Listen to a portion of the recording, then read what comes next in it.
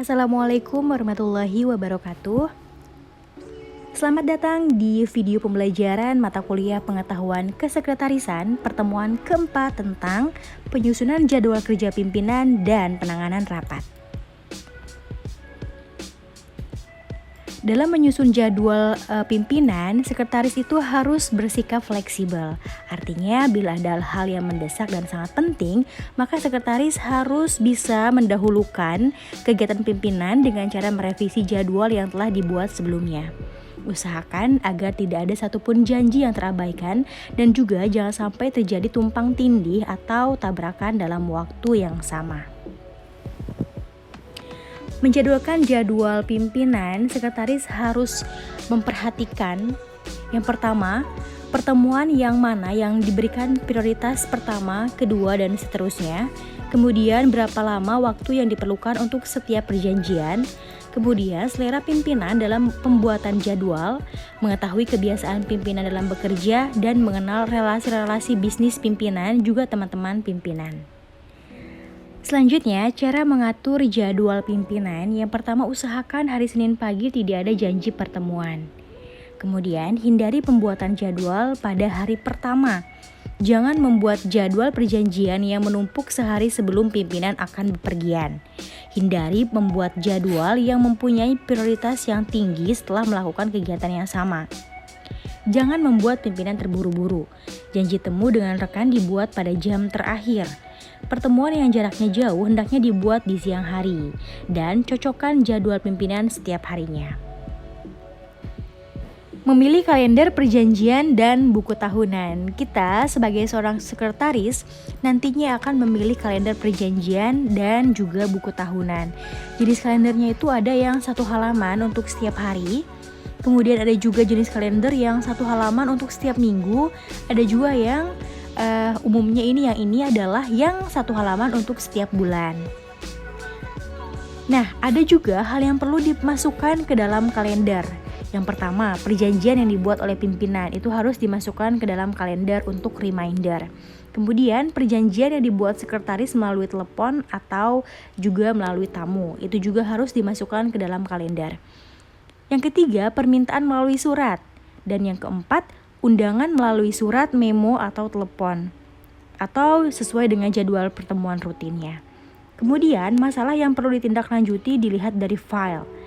Dan yang terakhir, pertemuan yang dilihat dari kalender tahunan. Nah, ini adalah tabel contoh jadwal kegiatan harian pimpinan.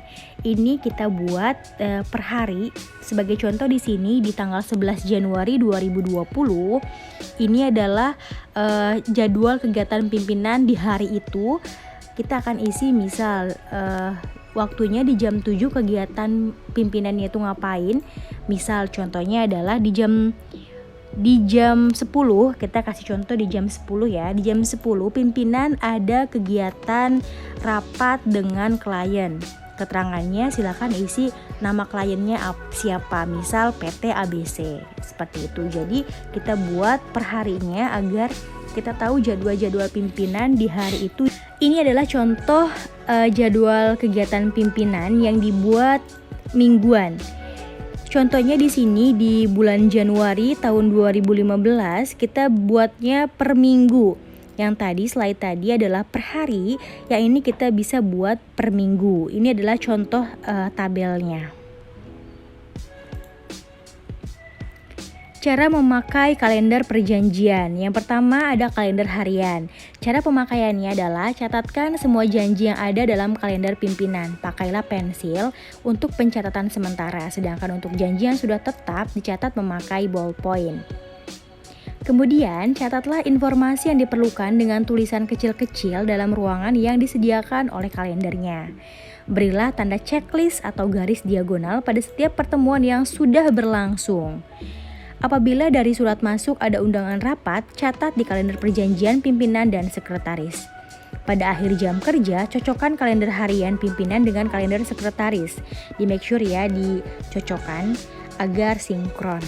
Kemudian setiap akhir minggu atau Senin pagi, periksa file follow up untuk seluruh minggu dan buatlah catatan bila ada yang belum beres. Nah, untuk kalender tahunan, jadwalkan pertemuan yang rutin setiap tahun yang dihadiri oleh pimpinan. Konsultasikan kepada pimpinan untuk penambahan dan penghilangan kegiatan tahun ini. Dapat pula untuk mencatat masalah pribadi pimpinan seperti ulang tahun perkawinan, dan sebagainya. Kemudian tanyakan kepada pimpinan, adakah pimpinan membuat perjanjian pada saat beliau sedang di luar kantor.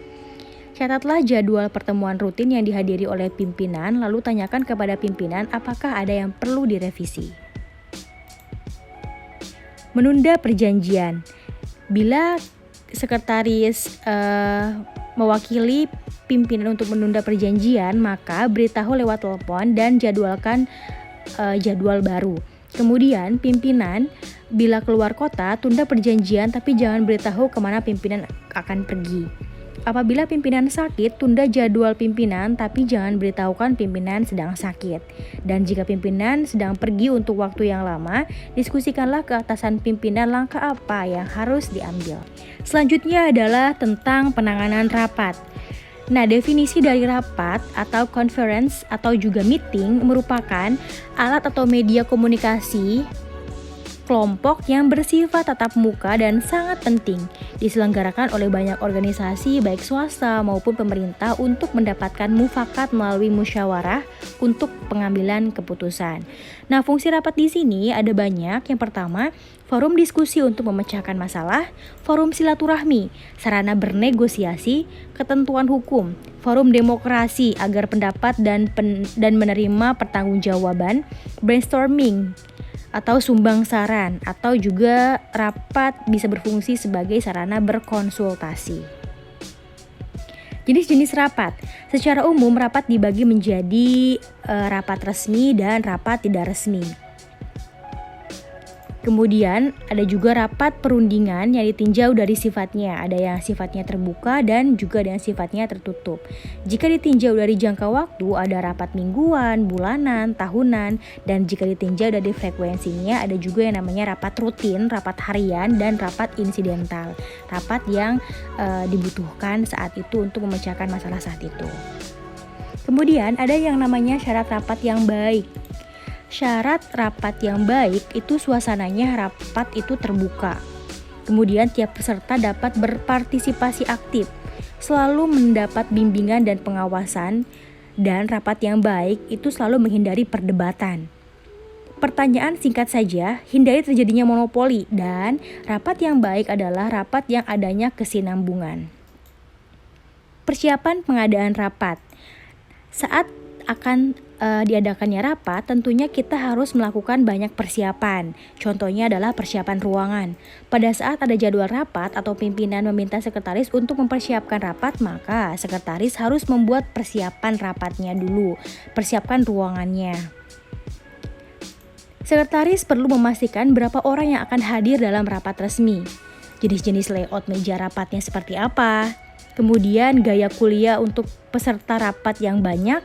Gaya konferensi cocok untuk menimbulkan semangat, teamwork, dan semua peserta merasa dihargai.